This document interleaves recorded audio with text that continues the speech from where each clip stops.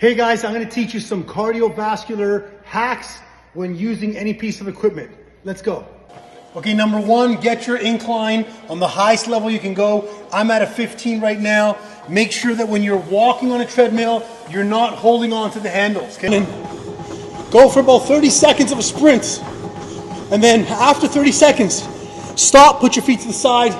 15 seconds can go by, 20 seconds can go by, and then you're back again. If you're going to be using an elliptical machine, make sure you get your hands on the top, increase the intensity level, and then start pushing and pulling extremely hard as if you're fighting against the machine versus having your hands here and going smooth and easy. Using the upper air rower, make sure you get full range of motion and get nice and wide with your hands.